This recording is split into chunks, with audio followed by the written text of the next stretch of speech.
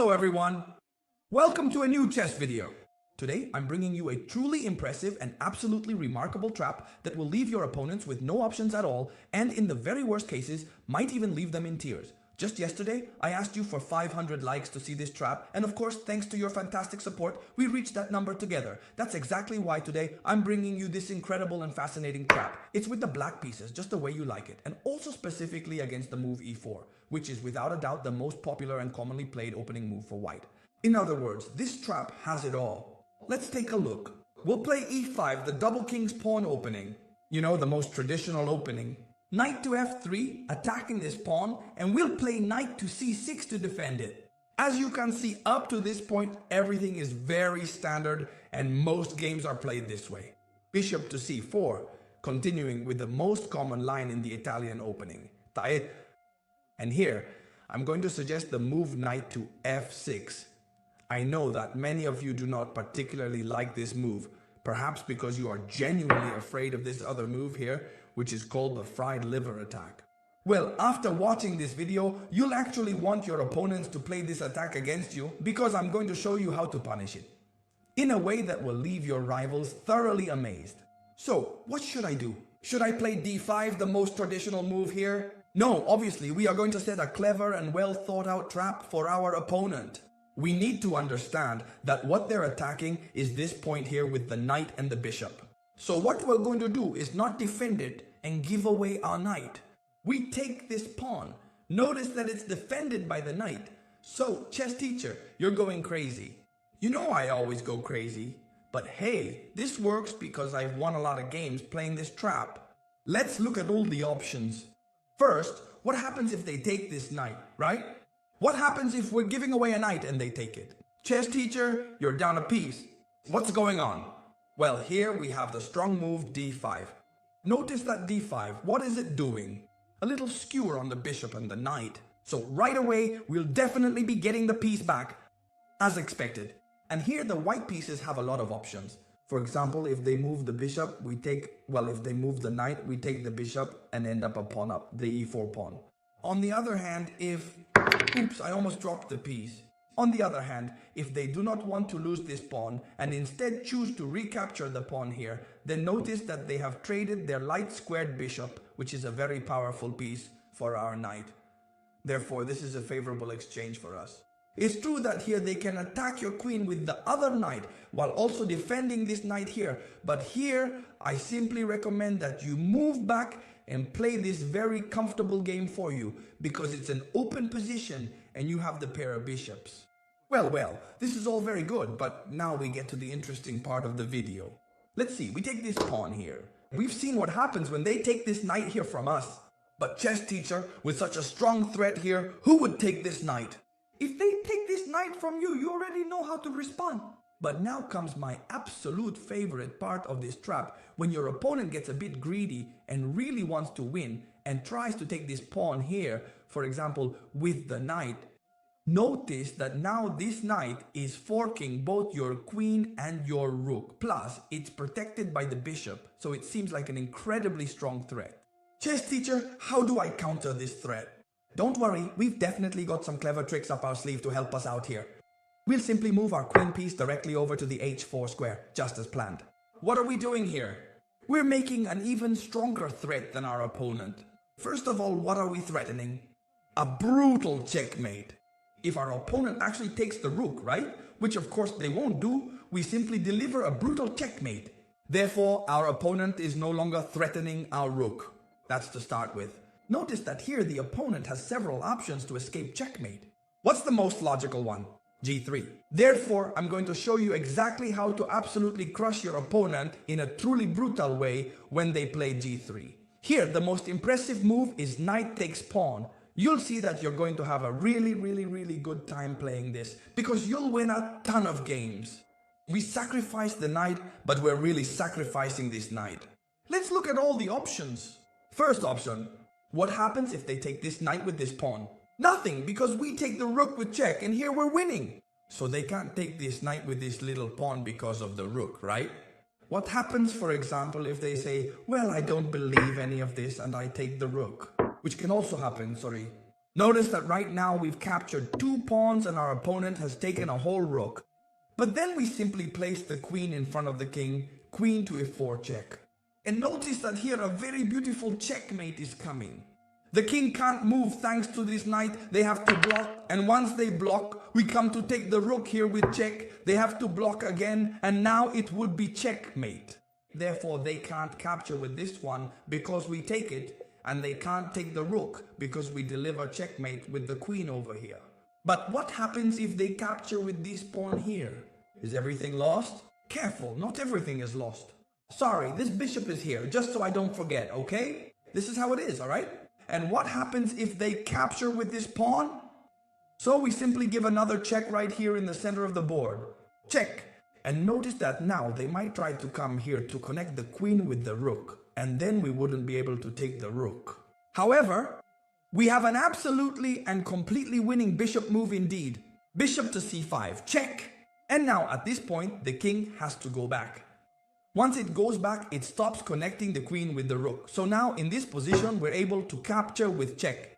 The king has to move, and we can even bring in the knight with check, and this king has to keep running. I suppose it won't want to step into the bishop's discovered attack, so it'll go this way, and therefore, no matter what it does, we'll take the queen. We have an extra queen, an extra rook. At this point, if you can't win from here, if you don't know how to win this already, then you need to practice a bit more, okay?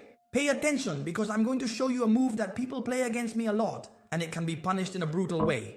First, we capture here. They hit us with a fork, and now, what do we have to do? Well, bring the queen into the attack. Do you remember? Well, at this point, a lot of people, perhaps more than you might expect, play the surprisingly bad move. Queen to f3. They think that by doing this, they're reinforcing here, defending against mate, attacking the knight, but this is a really serious mistake. What they're actually doing is helping us bring another piece into the attack with a lot of force. Look at this, okay? Knight to d5. We bring in both knights. Now we're attacking this queen, and we're also attacking this square right here on the board. If the queen moves away, we'll deliver checkmate. So what happens here? The threats are just too big. There's even a little resource that many people try to find, which is to sacrifice this knight. Ours. With check, right? We can take it, no doubt. And notice that they can come in through here, but that's nothing more than a check because we simply move the king aside and then they have nothing left. For example, how can we continue? Now here, the white pieces can castle, for example, and we're going to attack the queen. Notice that this queen can only come here, and with a knight move, for example this one, this queen is going to be completely trapped. See that it can't go anywhere. The best they can do is take this rook and we'll simply capture the queen. So what happens? They've gotten themselves into trouble. Queen to c3, a terrible move. Important, when we play queen to h4, we've seen that most defenses lose. But what happens if, for example, they don't take the rook, they don't play g3, they don't play queen to f3? We've looked at all these options, but there's still another one. What happens if they castle directly? They're already protecting this square with the rook and the king. There's no longer any checkmate. They're still threatening our rook. Chess teacher, what should I do? Well, don't worry, because we have a brilliant move. We sacrifice the knight again. This knight is sacrificed in almost every line. Look, knight takes f2. What happens now after sacrificing this knight? Well, what we're going to do is carefully bring our bishop into play to pin this rook. Look, a pinned piece is one that can't move because the king is behind it. So now what? Well, white is in serious trouble. They have to try to defend themselves somehow, for example, with queen to f3 to avoid losing the rook outright. Look, now it would mean losing the rook outright. They have to defend it somehow. Queen to f3 seems like one of the few moves that defends it. So we have to continue, for example, with this rook here. It's very important. Look, could we trade rook for bishop for rook? Obviously, yes, certainly, but it's really not necessary. Why? Because this particular piece, since it is pinned, absolutely must not be moved. Therefore, we are able to capture it whenever we wish. We simply bring another piece into the attack, and notice that now the attack is even stronger than it was before because we are also pinning this knight to the queen. So we've got them tied up. And when should I trade, chess teacher? Well, when you're forced to, for example, now they actually start threatening us with the queen. So now, yes, what do? We start trading everything. Bishop takes rook, And then when they recapture, for example, queen takes bishop, we take advantage of having brought this rook over here, and now this knight is pinned. They can't defend it in any other way. We're attacking with 3 pieces, and it's only defended by 1. So no matter what they do, whether they attack our queen or something else, we take this knight, and notice we end up with a completely favorable exchange. Whether queens are traded or not, we end up with a rook and a pawn advantage. That's enough of an advantage to win the game. Very good chess teacher. I'm really loving this. But what happens if instead of taking with the knight, they take with the bishop and give check? We haven't looked at that. Well, don't worry, because I'm also going to show you how to win if they check you. Hey, but here I'm forced to move the king. Yes, and we're definitely going to move it without any problem, because right here we're going to set up a truly impressive trap for them. Let me tell you something. Since I know you like these videos, the only way I can really know is by seeing your support.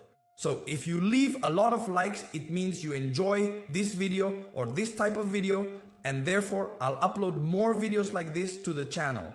So if you leave a really good like and I see a lot of support, I'll definitely keep uploading this kind of content daily, and we're going to keep having a great time together. Alright, let's see, we play the king here. We're getting off topic. They can take our knight, we can take the bishop, and notice that now our king is left very exposed. It can be very easily attacked, for instance, with a powerful chess piece such as the queen. But what happens? Here, they only have the knight to attack. And it's not particularly strong, not strong enough to win the game for them. We can hide either on g8 or on e8, and absolutely nothing will happen. I'm going to give you an example and show you a trap you can stop if they try this kind of attack on you. For example, queen to f3 might look like a strong attack, a strong threat. I can't even talk. A strong threat because the queen is coming in and the knight is coming in too. However, all we have to do is move our king back to where it was. King to e8 and nothing happens here. Notice that they might try to come in with the knight, but right now it's defended by the queen. Therefore, a natural move would be d3 to support it with the bishop and the knight. How do we respond to this move? Well, what we're going to do is play d5, forcing the knight to move. Where can it go? Well, it seems like we're helping it jump over here to take advantage of this checkmate, and this is where we're going to set our star trap. We'll play queen to f6, which is not only the best move, but also a brutal trap. If they exchange queens, we end up with a huge positional advantage. Since we control the center, this knight would have to retreat, and we have the pair of bishops. Therefore, we're much better here. However, notice that by playing our queen to the f6 square, we're actually giving away this pawn that is sitting on d5. And what happens if they get a little bit greedy and decide to take it? And they sure do get greedy, especially when we're playing online. We leave a pawn hanging, bam! They take it instantly. Well, now we have the brutal move knight to d4, and now this knight and rook jump is completely unstoppable. There's absolutely no way to stop it. And you, since I caught you, are probably thinking why not? And what happens if I put the queen here? I've caught you, haven't I?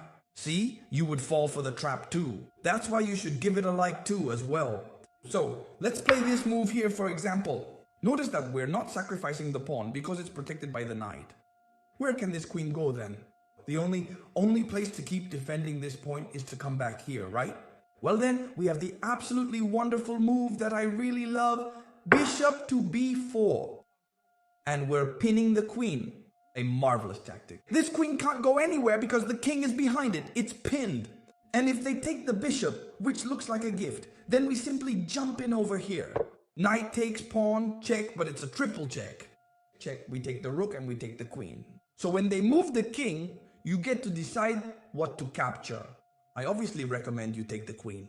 Since you've all been behaving so well with me lately, I'm going to show you a final line that's going to leave you not just impressed, but absolutely blown away. Knight to c3, knight to c6 defending, bishop to c4, we bring the knight to f6, and in the fried liver attack, we take this pawn.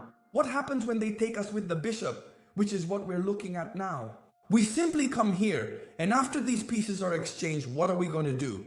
Look, for example, as we were seeing, queen to f3, we hide the king, and now, after a move like d3 to come over here, we play d5.